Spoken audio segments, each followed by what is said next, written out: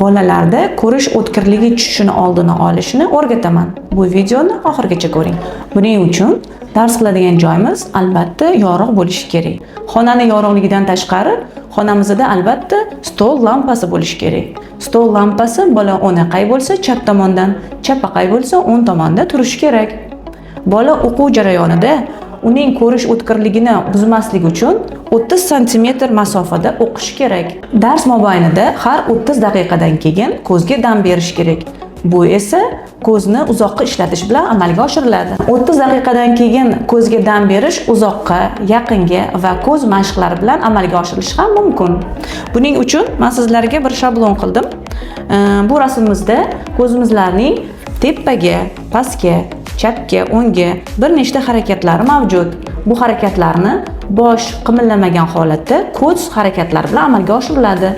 Xohlasangiz ruchka olib, bolangizga shu ruchkani ko'rsatishingiz mumkin. Bu qanday amalga oshiriladi? Masalan, tepaga, pastga 10 marta, chapga, o'ngga 10 marta bolaning faqat ko'zlari ishlaydi.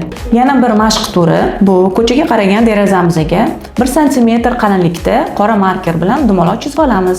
Bola shu marker bilan chizilgan dumaloqqa 30 sm uzoqlikda turib 15 sekund qaraydi va undan keyin 15 sekund uzoqdagi masofaga qaraydi.